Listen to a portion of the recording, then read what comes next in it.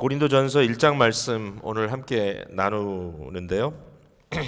고린도전서를 아마 여러분들이 여러 기회를 통해서 만난 적이 있을 거예요. 고린도전서 하면 어떤 생각이 납니까, 여러분? 짧은 편지는 아닌데요. 상당히 많은 이야기가 담겨져 있는 그런 바울 사도의 편지입니다. 특별히 고린도라고 하는 어떤 한 구체적인 지역에 있는 기독교 공동체입니다. 고린도에 있는 교회. 근데 그 교회에는 여러 가지 어려운 문제들이 있었다는 것을 편지를 통해서 우리가 발견할 수 있는데, 이런 여러 문제들에 대해서 굉장히 구체적인 지적도 있고 또 그 문제들에 대한 복음적 답을 바울 사도가 아주 친절하게 마음을 실어서 제시해 준다는 그런 면에서 오늘 우리에게도 고린도 전서는 굉장히 중요한 편지라고 생각할 수 있습니다. 물론 그 당시에 있었던 문제가 오늘 우리에게 있는 동일한 문제는 아닐지라도, 그러나 상당 부분의 그 당시 교회와 오늘 교회의 오버랩이 있고요. 또 우리가 일반적으로 겪고 있는 문제가 아니더라도 경고를 받을 수도 있고, 또 그런 것을 통하여 우리가 겪고 있는 일들에 대한 간접적인 지혜를 얻을 수도 있기 때문에 고린도전서는 저희들이 함께 공부할 때마다 굉장히 유익한 책이다, 이런 편지다라고 말할 수 있을 것 같습니다. 1장 1절에 보면은 이 편지를 쓰고 있는 사람을 언급하고 있습니다. 하나님의 뜻을 따라 그리스도 예수의 사도로 부름받은 바울이라고 분명히 이 편지를 쓰고 있는, 또 보내고 있는 사람의 이름이 등장을 하는데, 바울이라는 말 한마디만 들어도 이 편지에 상당한 무게감을 느낄 수 있었던 것이 초대교회의 현실이었어요. 근데 바울이 너무 재밌게도 여기에 바울과 형제 소스테네라고 하는 또 한 사람의 이름을 옆에 붙여놓고 있습니다. 소스테네가 정확하게 어떤 특별한 사람인지는 저희들이 알 수는 없지만 여기저기서 그 이름을 만나고 있는데요. 분명히 바울의 동역자였습니다. 바울에게는 동역자가 많이 있죠. 에바브로디도도 있고 디모데도 있고 디도도 있고, 여러 바울의 당시에 함께 협력하여 사역하던 이 리더들, 어떻게 보면 이제 주니어 리더들이라고 할 수 있겠죠. 바울은 사도로 부름받은 그 시대의 이방인들을 위한 하나님께서 세우신 빛과 같은 존재다라고 그렇게 말씀까지 하셨지만, 이런 사울의 사역을 도와, 이런 바울의 사역을 도와서 이제 본인들은 사도라는 명칭을 받기에는 좀 뭔지 몰라도 합당치 않겠지만, 그러나 사도의 가르침을 함께 힘을 실어서 나누고 있는 굉장히 중요한 동역자들이라고 말할 수 있어요. 바울 사도가 고린도에 보내는 편지에 바울이 편지 쓴다라고 자기 이름만 썼다고 할지라도 그 편지의 무게감이 떨어지지 않겠지만, 그러나 여기 소스테네라고 하는 동역자 이름을 씀으로써 바울이 말하고자 하는 것은 뭐냐면, 나는 독단적으로 일하는 것이 아니다라는 것이죠. 나는 혼자가 아니다. 하나님께서 나뿐만 아니라 사역 공동체를 이루어 주셨고, 나는 여러 사람들과 함께 네트워크 속에서 동역하는 자로서 서 있다라고 하는 것을 아주 분명하게 말씀해 주고 있어요. 그래서 바울이 이런 교회에 서신을 보낼 때마다 혼자의 이름보다는 꼭 다른 사람의 이름을 같이 써주는 것이 일반적인 것이다라는 것을 저희들이 발견하고, 이게 바울의 마음이구나 라고 생각할 수 있어요. 우리가 그리스도인으로서 이런 연습을 항상 해야 될 것 같아요. 어떨 때는 나 혼자 하는 것이 더 명예롭고 나 혼자 하는 것이 더 쉬울 수도 있겠지만, 그러나 어떻게 해서든지 내 옆에 다른 사람이 함께 서주기를 기대하고 사역하는 것, 혼자서는 열심히 일하는데 다른 사람과 함께 일하는 데는 좀 뭔지 몰라도 불편해하는 그런 성격의 소유자들도 있다는 걸 우리가 인정할 수밖에 없어요. 어려워요, 사실은. 교회 공동체가 굉장히 이렇게 좀 내성적이고, 그리고 사람들과의 관계하는 자체가 에너지가 많이 소모되는 사람들에게는 힘들어요. 그냥 혼자서 집에서 나 혼자 말씀 묵상하고 은혜 받고, 필요하다면 내가 원하는 유튜브에 어떤 그 사역 연결해서 이미 다 준비되어 있는 그러한 것들을 들으면서 충분히 내가 은혜 받을 수 있다라고 생각하는 분들도 계실 수 있어요. 그러나 우리가 잊지 말아야 돼요. 하나님께서 우리를 부르실 때 공동체로 불렀다는 거. 교회는 옵션이 아니에요. 교회는 성도에게 필수기 때문에 오늘날 한국의 30%가량 되는 소위 그리스도인들이 교회는 나가지 않는다라고 선언한다는 것이 절대로 정상적인 일은 아니에요. 그건 아주 비참한 일이에요, 사실은. 그래서 이와 같은 바울의 마음을 우리가 좀 이해했으면 좋겠다. 처음부터 그 말씀을 드리고 싶고요. 이 편지를 받는 사람이 누구냐? 2절에 보니까 고린도에 있는 하나님의 교회 곧 그리스도 예수 안에 거룩하여지고 성도라 부르심을 받은 자들 이렇게 써 있습니다. 그러니까 이 고린도라고 하는 당시 아가야에 있는 도시죠. 이 도시에 있는 유럽에 있는 도시입니다. 이 도시에 있는 교회입니다. 교회. 그런데 재미있는 것은 그 옆에 계속 이어지는 말을 보면 또 그랬습니다. 또라는 것은 and라는 말은 여기에 단순히 앞에 것과 다른 또 하나의 다른 것을 얘기한다기보다는 이 또라고 번역되어 있는 이 말은 곧이라는 말로 번역될 수도 있고, 즉 앞에 나와 있는 내용을 다르게 표현해 주는 말이다라고 표현할 수도 있어요. 여기 보니까 각 처에서 우리의 주 곧 그들과 우리 주 되신 예수 그리스도 이름을 부르는 모든 자들 그랬습니다. 그러니까 사실은 성도들을 말하고 있는데 여기에 바울 사도가 두 가지 측면에서 언급하고 있다는 걸 우리가 볼 수가 있어요. 하나는 하나님의 교회라고 하는 단수적 표현입니다. 하나님의 교회. 이것은 고린도에 있는 모든 성도들을 한 교회로 칭하고 있어요. 하나님의 교회. 그것을 고린도 교회다 이렇게 이제 부를 수 있다라는 거죠. 그런데 사실상 고린도의 교회는 한 공동체는 아니었어요. 여러 처에서, 각 처에서 이렇게 써 있죠. 각 처에서 주 예수 그리스도의 이름을 부른다. 이 말은 뭐냐면 예배한다라는 거죠. 그러니까 각 처에서 예배하고 기도하는 이 작은 공동체들이 여러 개 있었다는 겁니다. 고린도라고 하는 한 도시 안에 여러 지역 로컬 철치들이 있었다는 거죠. 물론 이제 교회의 형태나 사이즈나 이런 것은 오늘 우리가 쉽게 우리의 상황과 빈조해서 이렇게 비교해서 얘기하기가 어렵지만, 그러나 적어도 그 당시에 오늘처럼 이렇게 교회 건물을 짓고 이런 건물 안에서 많은 사람들이 함께 모이는 그런 경우는 지극히 드물었을 거예요. 에베소의 두란노 성원이라든지 이런 경우 좀 달랐겠지만, 그러나 일반적으로 다 가정 안에서 모이는 그런 이 예배단이었던 거죠. 근데 한 가정이라는 것이 오늘날처럼 핵가정이 아니라 그 안에는 그 경제 공동체로 묶여 있는 많은 사람들이 모여 있는 한 가정인데, 그러한 가정 속에 교회가 이루어지는 거죠. 그래서 이 가정교회라고도 부를 수 있는 이러한 단위가 굉장히 여러 곳에 있었을 수 있다. 그러니까 고린도라고 하는 지역에 하나님의 교회라고 일컬어지는 한 교회 공동체 안에 여러 로컬 철치들이 공존하고 있었다는 것을 저희들이 볼 수가 있는 거예요. 바울 사도가 여기에서 저들을 여러 곳에 흩어져 있는 너희들 또는 각처에서 예배하는 여러 지역 교회들 이렇게 말하지 않은 이유가 뭘까라고 좀 뭔가 이렇게 우리 나름대로 생각을 해본다면, 예배의 처소는 다를 수 있지만 그러나 한 지역사회 안에서 함께 그리스도를 증거하는 성도 공동체라는 것을 굉장히 강조하고 있다. 여기에 이제 유니티를 강조하는 거죠. 고린도라고 하는 지역에 너희들은 한 공동체다. 물론 주일에 모여서 예배하는 그 유닛은 좀 다를 수 있지만 그러나 여전히 너희들은 하나다라는 것을 강조해요. 그 이유가 뭘까요? 우리가 이제 내려봐야 되겠지만 사실 고린도 교회가 가지고 있었던 가장 심각한 문제는 당파를 짓는 거였어요.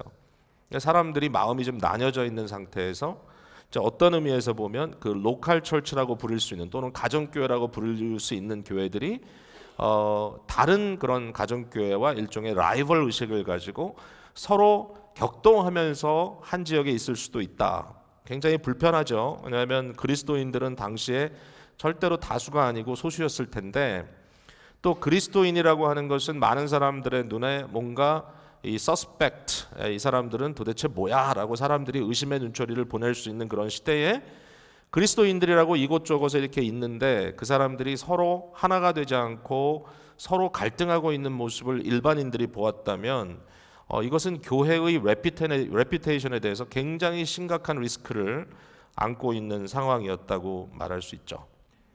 그러니까 이러한 상황 속에서 바울 사도는 너희가 고린도라는 한 지역에 하나님의 하나의 교회를 이룬 한 교회다라고 하는 것을 강조하고 있다라는 거죠. 한 교회인데 사실은 여러 회중이 있다. 어떻게 보면 이게 좀 장로교적 원리에도 포함이 됩니다. 장로교는 교회가 여러 단위로 존재할 수 있어요. 그래서 이 지역교회, 우리 주빌리 교회를 한 지역교회라고 본다면 이것도 철치입니다. 근데 이런 여러 지역교회가 같이 있는 노회, 여러 교회가 같이 노회를 이루는데 그 노회를 이룰 때도 그것을 한 철치라고 하지 철치스라고 말하지 않아요. 복수를 안 써요. 왜냐하면 또 거기에 가면 여러 교회 성도들이 모여 있고 목회자들이 모여 있지만 결국은 그것도 한 교회다. 또 1년에 한 차례씩 전국을 다니면서 총회라는 모임으로 모이는데 총회도 Federation of Churches 이렇게 부르지 않아요. 여러 교회들의 연합이다 이렇게 안 해요. 우리는 그냥 Church예요. Church, Korean American Presbyterian Church 단수입니다. 왜냐하면 그렇게 모이는 또 하나의 교회의 모습이기 때문에요. 그러니까 이 Unity와 Diversity, 이 일치성과 다양성이 동일하게 공존하는 그런 모습이 굉장히 교회에 있어서는 자연스럽다. 이 작은 한 구절을 가지고도 우리는 오늘날 교회를 어떤 형태로 봐야 되느냐라고 하는 것을 우리가 생각하게 돼요. 교회마다 로컬 철치마다 가지고 있는 좀 다른 유니크네스, 좀 특성이 있을 수는 있어요. 저희 교회만 해도 1부 예배 특성이 있고 2부 예배 특성이 있고 3부 예배 특성이 있어요. 또 영어 예배도 특성이 있어요. 그러나 우리가 1부 예배만 보고 교회다 또는 2부 예배만 보고 다른 교회다 이렇게 얘기는 안 하죠. 저희는 물론 이제 하나의 예배하는 공동체요. 거기에도 어떤 공동체 의식이 생겨날 겁니다. 왜냐하면 동일한 사람들이 거의 반복해서 나올 수가 있기 때문에. 그러나 우리는 주빌리 교회다, 하나의 교회라는 것을 강조하고 있잖아요. 그러니까 이것도 굉장히 우리에게 익숙한 개념입니다. 사랑방은 다르고 또 양육 사역팀이 다를 수 있어요. 예, 청년부도 있고 부부 청년부도 있고 뭐 장년 1, 2, 3부 또 예수마을도 있고 모임들이 각자 있을 수 있지만 그러나 다른 사람들이 아니에요. 하나의 교회라는 거예요. 그렇다고 해서 각자 가지고 있는 어떤 특성들이 불필요하다는 얘기는 아니에요. 그것도 갖고 있기에 하나님께서는 무한한 지혜를 갖고 무한한 능력으로 바라보실 때 개별성을 보실 수 있는 지혜가 충분히 있으셔요. 그러나 동시에 그것을 하나로 보실 수 있는 또 하나님의 관점이 있어요. 우린 그렇게 보는 거예요. 여러분 한 사람 한 사람이 교회에 들어왔다고 여러분의 독특성이 다 지워지는 거 아니에요. 사실은 저는 교회 공동체가 주는 굉장히 중요한 가치는 한 사람 한 사람에게 부여하신 하나님의 은사의 유니크네스, 독특함을 발견하는 장이 되어야 된다고 생각해요.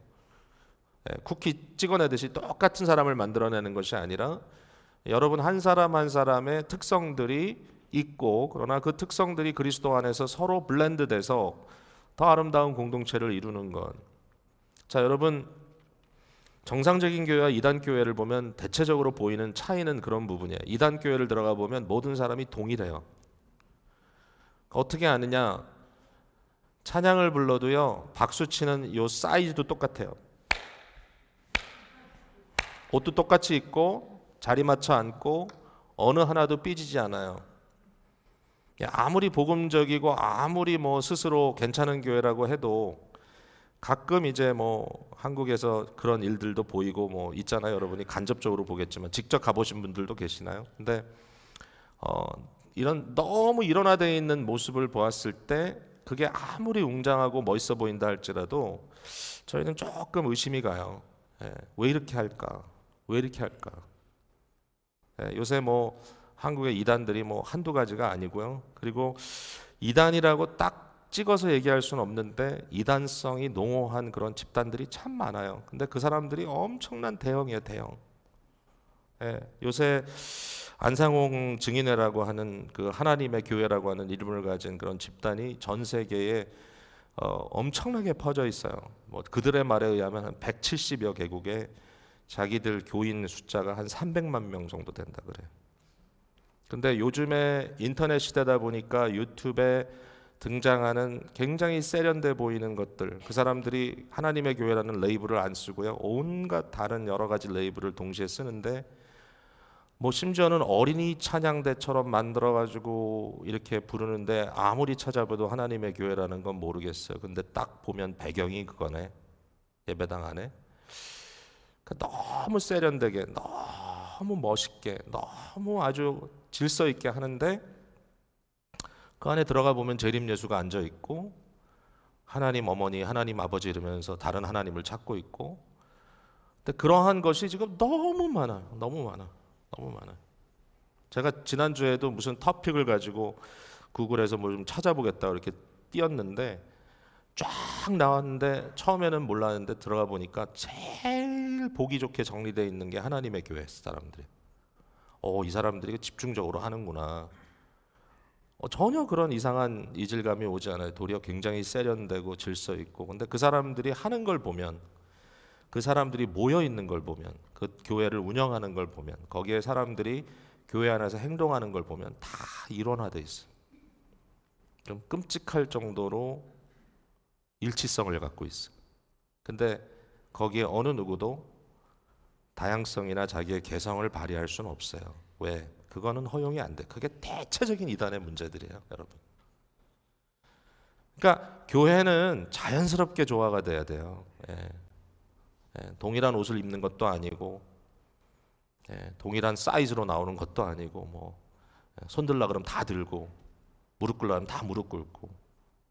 물론 뭐 그렇게 해서 서로의 마음을 합칠 때도 있겠지만, 그러나 대체적으로 다 다르다. 그러나 우리는 하나다. 이 얘기를 좀 많이 하게 되네요. 어쨌든 다르지만 그러나 하나다. 하나지만 그러나 다르다.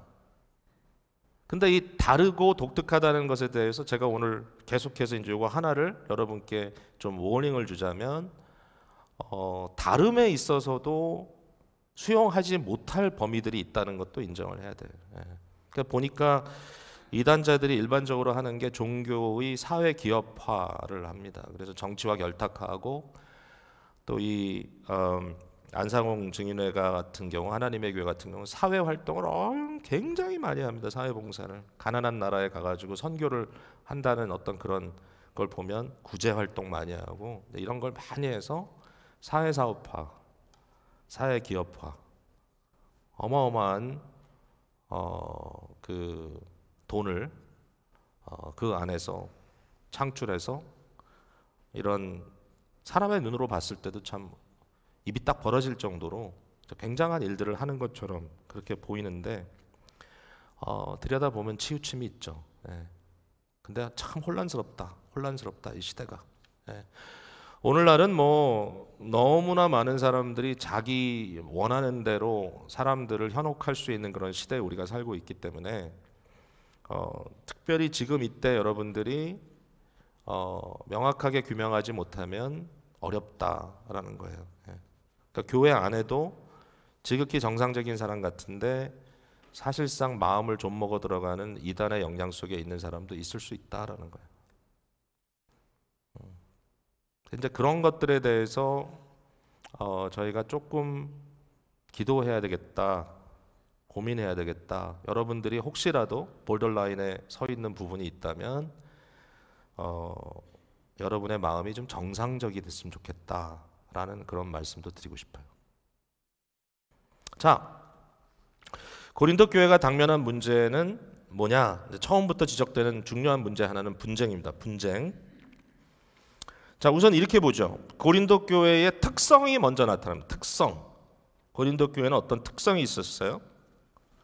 특별히 5절에 이렇게 써 있어요. 이는 너희가 그 안에서 모든 일곧 모든 언변과 모든 지식의 풍족함으로 계속해서 그리스도의 증거가 너희 중에 견고하게 됐다.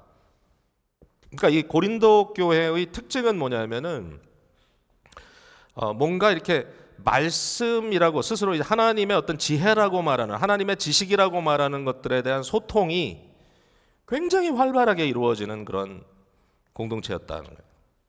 말 잘하는 사람도 많고 뭔지 몰라도 모이면 뭔가 그 안에 아는 것에 대한 크레이빙도 많고 알고 싶어 하고 뭔가 더 깊이 들어가고 싶고 이걸 뭐 영적인 체험도 마찬가지예요. 여기 보니까 7절에 보니까 너희가 모든 은사에 부족함이 없어 우리 주 예수 그리스도의 나타나심을 기다린다. 여기 은사라는 말은 물론 하나님의 선물이라는 뜻이지만 특별히 고린도전서의 뒷부분으로 가보면 그 은사가 어떤 은사냐 했을 때 예언의 은사, 방언의 은사 이런 나름대로 각자 튀는 어떤 영적으로 내가 좀 특별한 사람이야 라고 말하도록 유도하는 그러한 신비한 은사들에 대한 크레이빙이 굉장히 많았다는 그 안에 그런 일들이 있었고요.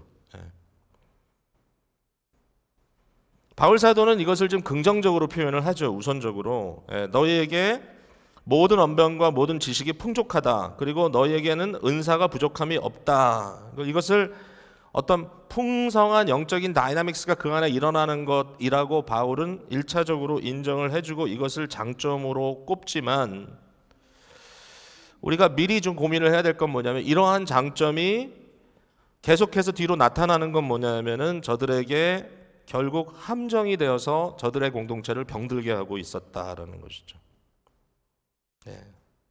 이 장점이라는 것은 말 그대로 장점이에요. 여러분도 다 장점이 있어요. 성격적인 장점도 있고 어떤 스킬 면에서의 장점도 있고 또 남들보다 여러분들은 좀 건강의 장점도 가질 수 있고요. 또 어떤 분들은 아주 감성적으로 민감한 그런 감성 어떤 그런 장점도 가질 수 있고 뭐 말 그대로 문학적인 은사를 가진 분도 있고 뭐 이렇게 디자인을 하면 그냥 보기만 해도 멋있게 디자인하는 그런 분들도 있고 또 음악적인 그런 은사도 있고 우리 찬양팀 하는 형제 하나가 지난주에 기쁨의 교회는 아주 이상하대. 어떻게 그렇게 클래식을 잘하는 사람들도 있지만 이렇게 소위 말하는 이제 컨템포러리 음악을 잘 소화할 수 있는 뮤지션들이 교회에 참 많다. 이거 쉽지 않다. 아무리 큰 교회라도 이렇게 많은 제주꾼들이 모여 있는 것은 좀 특별하다. 그럴 수 있어요. 그런 것 같아요. 그러니까 그런 모든 은사들이 있어요. 이건 장점이에요. 장점. 그거 어떻게 단점이라 그러겠어요? 장점인데 이제 중요한 건 뭐냐면은 나의 장점을 가지고 사람들을 섬기고 사람들을 이롭게 하겠다라고 할 때 그 장점은 빛이 나지만 그게 이제 엘리티즘으로 빠지게 됐을 때 사실은 굉장히 파괴적인 일이 벌어지죠. 엘리티즘이라는 건 뭐냐면은 자기나 또는 자기와 비슷한 사람들을 특별한 존재로 여기고 남들보다 더 높이기를 좋아하는 그러한 텐던시, 그런 경향을 엘리티즘이라고 생각합니다. 여러 종류의 엘리티즘이 있을 수 있어요. 여러분 뭐 그 원래 졸부들은 돈 좀 있다고 뭐 드라마에 그런 거 많이 나오잖아요. 자기 어떤 클래스에 끼지 못하면 아주 벌레반도 못하게 여기잖아요. 소위 뭐 명문 학교에서 공부했다는 분들이 가질 수 있는 그런 엘리티즘. 뭐 미국 같은 경우는 제가 봤을 때 물론 엘리트가 있는데 어떤 엘리티즘에 있어서 그렇게 쉽게 이렇게 뭐 의시되고 하는 그런 분위기는 좀 아닌 것 같아요. 돈이 있어도 청바지 입고 티셔츠 입고 다니고 그게 전혀 이상하지 않고 햄버거 사 먹고. 근데 그게 이제 좀 캐주얼한 문화가 있기 때문이죠. 그런데 뭐 그렇다고 또 한국에 나쁜 점만 있는 건 너무 좋은 점도 많은데 귀한 게 너무 많은데 저는 양쪽 문화가 다 좋은데 근데 그럼에도 불구하고 이 엘리티즘의 문화 여러분 제가 그런 얘기는 듣고 조금 마음에 좀 부담이 있었는데 뭐 기쁨의 교회 그러면 아마 잘 모르는 분들이겠죠. 우리 교회를 보면 뭔지 몰라도 엘리트들이 모이는 교회다. 여러분 다 엘리트예요. 감히 못 오는 교회 공동체 여러분이 와 있어요 지금. 되게 마음이 좀 안 좋더라고요. 그런 얘기를 들을 때. 왜 그럴까? 내가 너무 잘난 척하고 다니나? 아니 우리 교회 교인들이 그렇게 그냥 오기만 해도 반짝반짝거리고 멋있어 보이나? 근데 혹시라도 그 말 속에 약간의 진실이 있어서 우리가 뭔가 남들보다는 훨씬 더 우월하다는 그런 느낌, 그게 어떤 이유에서든지 우리에게 있다면 그것은 굉장히 파괴적이다. 그러니까 특성은 특성으로 개별성으로 좋은데 사실 뭐 이런 공동체도 있고 저런 공동체도 있죠. 어떻게 교회가 똑같습니까? 서로의 좀 뭐랄까 이렇게 컨센트레이션 돼 있는 이렇게 좀 집중돼 있는 어떤 그러한 경향은 있을 수 있죠. 그걸 뭐라 그러겠어요? 그러나 그러한 특성이 과연 사람들을 섬기는 데 사용되고 또 존재하는가? 아니면 뭔가 그 안에 스스로 우월감을 가지고 자기 만족 속에 빠지도록 하는 경향이 있는가라고 했을 때 그 부분을 좀 조심해야 돼요. 그 부분을. 그러니까 우리가 교사들을 많이 좋아하잖아요. 좋은 설교가라든지 교사들을 좋아하는데 좋은 교사들은 참 좋아요. 그건 특별한 거예요. 저도 보면은 어떻게 저렇게 말도 참 그냥 너무 재밌게 하고 뭐 또 내용도 어떻게 저렇게 스마트하게 들여다보고 또 표현하고. 근데 이제 그것보다도 사람들을 확 매료하는 그런 힘들을 갖고 있는 분들이 계신데 저는 이제 그런데 이제 문제가 있다면 뭐냐면은 이제 그런 데서 흡수하는 그런 어떤 그 방법이 결국은 자기 편에 선 사람들만 옳다라고 강조를 하는 거예요. 너희만 옳아. 저 사람들은 무지해. 그 옛날에 다락방이 그랬어요. 다락방이. 뭐 이름을 다 얘기하자면 좀 제가 또 여러분 또 불편할 수도 있겠지만 그러나 뭐 있던 사람, 지나간 사람들도 생각해 보면 다 훌륭한 사람들인데 한편으로는 정말 열심도 있고 뭐 대단한데 그러나 그 사람들이 주장하는 게 끊임없이 엘리티즘이다. 내가 말하는 대로 말하지 않으면 잘못됐다. 내가 믿는 대로 믿지 않으면 잘못됐다. 물론 아까도 말씀드리지만 진리와 이단의 어떤 그런 차이에 대해서는 분명하게 지적을 해야 되지만 그러나 어떠한 범위 아래서 우리가 한 공동체여 서로의 다름을 인정하면서도 서로를 세워줄 수 있는 그러한 마음의 여유가 없다면 사실은 여기 고린도 교회 문제 그대로 빠진다는 거죠. 자, 고린도 교회 문제가 드러났습니다. 문제는 분열입니다. 왜 분열이 일어났냐? 일종의 엘리티즘의 결과죠.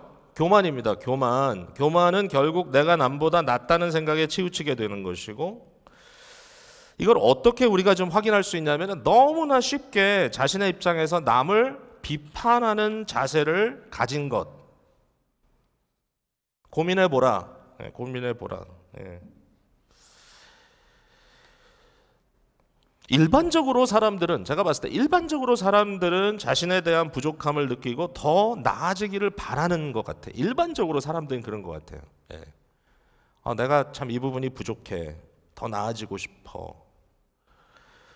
일반적으로 사람들은 그런 형태의 마음을 가지고 그런 모습을 가지고 살아간다고 저는 생각을 하는데 가끔 스스로 우월감에 빠진 자들도 보여요. 물론 그런 사람들도 항상 그러진 않을 수도 있어요. 어떨 때 어떤 자리에 가면 잘난 척을 한없이 하지만 또 어떤 자리에 가면 한없이 작아지는 사람일지도 몰라요. 근데 그러나 일반적으로 사람들은 자기에 대해서 부족함을 알아요. 그것도 모르나요? 알죠. 알고 내가 좀 더 나아졌으면 좋겠다라고 고민하고 그래서 쉽게 요동하지 않아요. 누가 잘한다 박수를 쳐도 우쭐하지 않아요. 왜냐하면 자기를 알기 때문에 어느 정도. 그게 성숙한 비교적 뭔가 좀 인간의 어떤 좀 그 됨됨이가 되어가는 사람일진데 반면에 그냥 뭐 된 것처럼 끊임없이 머리를 쳐들고 우쭐거리는 사람들도 있어요. 이런 얘기할 때 꼭 여러분은 남들이 자꾸 생각나죠. 머릿속에. 저도 그래요.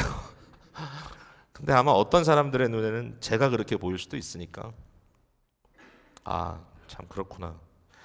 이 사람들이 자신을 정당화하기 위해서 무슨 짓을 하나 보세요. 이 사람들이 자기들이 좀 좋게 여기는 사람들의 이름을 따서 그것을 자기들의 커버로 삼아요.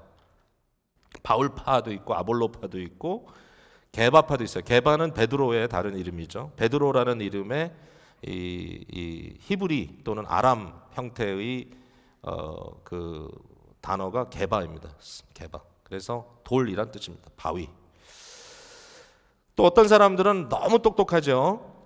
바울도 위대하고 아볼로도 위대하고 베드로도 위대한 리더임은 분명하지만 나는 그것보다 더 큰 그리스도파 할래. 얄미워요. 이런 사람들 보면. 사실은 다 똑같은 인간들인데 하는 짓들 보면 똑같은데 말장난은 너무 잘해. 결국 이 사람들이 바울파요, 아볼로파요, 베드로파요, 그리스도파라고 스스로의 어떤 카바를 붙이고 그 밑에 있는 것처럼 보이지만 그러나 결국은 바울이나 아볼로나 베드로나 심지어는 그리스도도 아무런 이익을 얻지 못해. 이 상황에서. 바울이 지금 그 얘기를 하는 거예요. 너희들 왜 내 이름 갖고 그러냐? 너희들 왜 내 이름을 갖고 너네 커버로 쓰냐? 그건 나와는 아무 상관없는데 이제 바울이 한 가지 여기에 이제 이런 아르규멘트를 하죠. 그래, 그러면 누구는 바울에게 세례를 받았고 누구는 아볼로에게 세례를 받았고 누구는 베드로에게 세례를 받았기 때문에 너희가 나는 그 사람 파야라고 말한다면 바울은 여기서 굉장히 구체적으로 이런 사람 외에는 아주 소수죠. 내가 세례를 준 적이 없다. 내가 세례를 준 적이 없다. 나중에 16절에 와서 스데바나 집에 세례 베푼 게 나중에 생각나가지고 그 뒤에다 하나 붙였어요. 거기도 했네. 그렇지만 사실은 바울은 수많은 사람들을 만났고 수많은 사람들의 회심을 유도했지만 그러나 자기가 직접 세례를 베풀지 않았다. 굉장히 재밌어요. 17절에 보니까 그리스도께서 나를 보내심은 세례를 베풀게 하려 하심이 아니요 오직 복음을 전하게 하려 하십니다. 여기 세례를 베푼다는 단어도 한 단어예요. 밥티소라고 하는 한 단어. 밥티소. 그리고 오직 복음을 전하게 하려 하심이라, 복음을 전한다라는 말도 한 단어예요. 유앙겔리소마이라고 하는 한 단어. 그러니까 이걸 이렇게 저는 표현하고 싶어. 나는 세례를 베풀라고 보냄받은 사람이 아니라 복음을 하라고 보낸 사람이다. 복음을 우리는 전한다, 말한다 이렇게 표현하지만 복음을 하기 위해서, 나는 복음을 하기 위해서 보냄받은 사람이다. 복음을 한다는 말 속에는 뭐가 포함되어 있겠어요? 이제 나중에 들어가 보면 결국 그리스도의 십자가 외에는 자기가 아무것도 자랑하지 않겠다. 그러니까 어떤 내가 사람들을 포섭해서 세력을 구축한 것도 아니고 나의 어떤 가마력과 나의 인격 때문에 나에게 매료된 사람들이 내 편이 되도록 만든 것도 아니고 자기가 인기를 얻기 위해서 존재한 것이 아니고 심지어는 내 이름으로 세례를 주는 거. 물론 성부, 성자, 성령의 이름으로 세례를 주지만 내가 세례를 준다고 우리 얘기하잖아요. I baptize you. 누군가는 baptize 해야 되니까. 근데 내가 그 일도 부담스러워서, 그러니까 바울 사도는 한 교회에 있질 않았잖아요. 끊임없이 전도하고 넘어가고. 왜?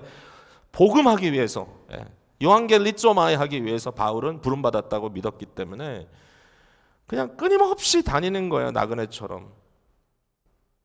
나는 나의 세력을 구축하기 위한 존재가 아니고 나는 그냥 예수 복음만 전하는, 그러니까 예수 그리스도 십자가에 못 박힌 사실만을 증거하는 윗네스로 너희들에게 나는 있다. 그러니까 제발 내 이름을 들어서 너희가 원하는 그런 당파를 만들지 마라. 제발 내 이름을 갖고 그렇게 하지 마라. 나중에 이제 보면 나오죠. 내가 한 일은 뭐냐? 여기도 이제 그런 말은 해요. 내가 너희를 위해 십자가 못 박혔느냐? 너무나 당연한, 아주 굉장히 right to the point 중요한 말씀인데, 참. 근데 저는 이제 이런 질문이 생겨요. 내 편이냐, 네 편이냐? 내 편, 네 편으로 사람들이 나누어질 때 이익을 보는 사람은 도대체 누구냐? 끊임없이 나눠질 때 나눠짐을 통해서 이익을 보는 사람이 도대체 누구냐? 여러분, 교회에서 나눠지면 나눠진 사람이 뭐 돈을 버나요? 여러분? 뭐 그런 놈들도 있더라고요. 나중에 보니까 심지어는 목회자들 중에도 그런 놈들이 있더라고요.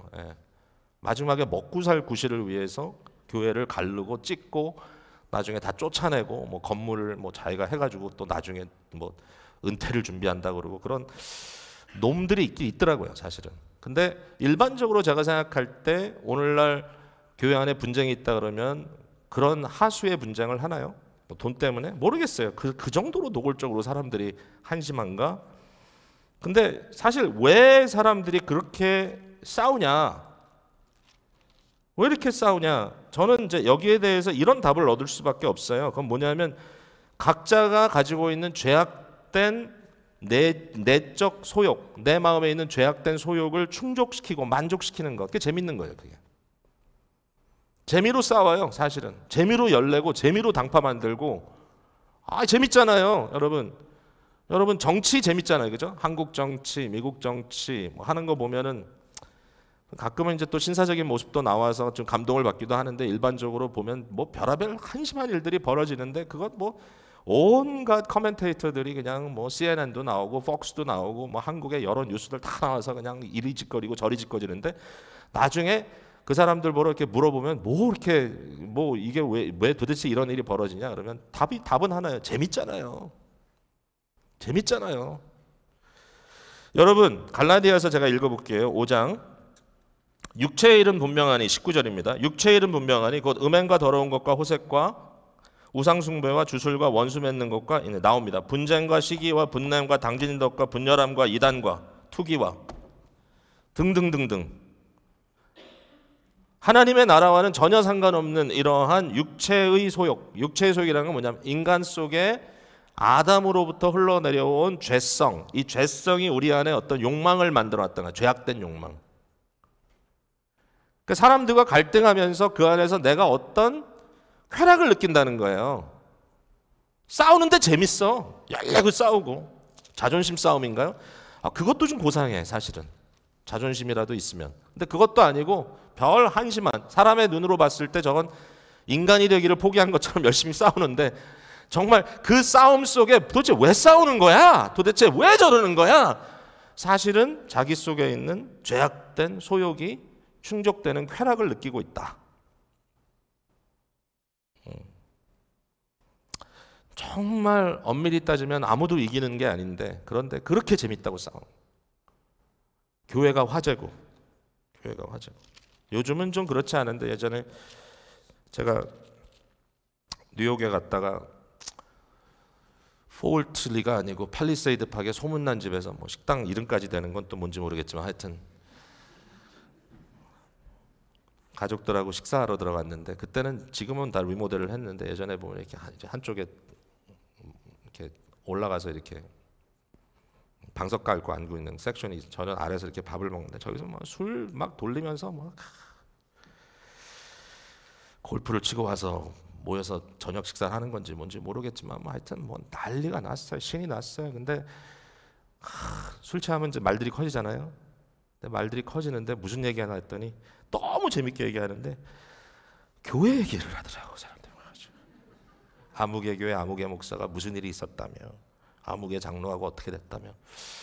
그래서 제가 참 그랬어요. 야, 이민 사회에서는 교회가 연예계구나. 재밌는 거죠, 뭐.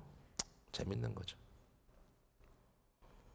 근데 본질적으로 그리스도의 사람들은 어떻게 한다 그랬냐면은 이런 정욕과 탐심을 십자가에 못 박았다 그랬어.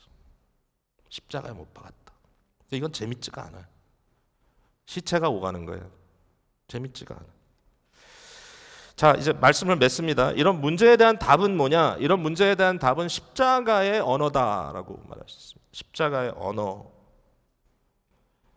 예, 사람들은 어떤 부풀어 있는 마음, 이것을 뭐 스스로 지혜롭다, 특별한 지식을 갖고 있다라고 집중할 수 있을지 몰라도 진정한 복음에 의한 지혜, 지식의 말씀은 십자가의 도다. 십자가의 도. 오늘 본문의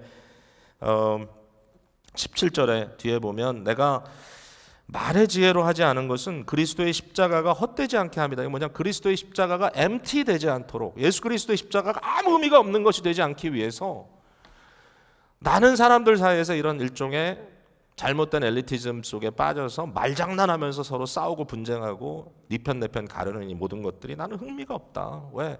그렇게 할 경우에 어떤 일이 벌어지냐? 십자가, 그리스도의 십자가가 empty 되어버린다. empty. 비어버린다. 그러면서 이제 18절에 넘어가는 거예요. 십자가의 도가, 이 십자가의 도. 이 도라는 단어는 로고스예요, 로고스. 말이에요, 말. 십자가의 말, 십자가의 말씀. 그 위에 나오는 말의 지혜, 똑같은 로고스예요. 인간의 지혜로운 말이 아니라 나는 십자가의 말, 십자가의 언어. 십자가의 언어만이 우리를 살리는 길이다. 교회는 이것 때문에 하나가 되는 거다. 예, 십자가의 언어. 세상의 지혜의 언어는 자기를 과시하게 하고 자랑하게 하지만 십자가의 언어는 자기를 내어주는 사랑이다. 자, 제가 이렇게 이제 여러분께 질문할게요. 내가 지금 무슨 말을 하고 있어? 막 말을 하고 있어. 내가 하는 말이 자기를 드러내는 자랑인가? 아니면 자신을 내어주는 사랑인가? 이것도 좀 말장난 같긴 해요. 제가 만들어 놓고 보니까. 근데 마음에 딱 들었어요, 제가.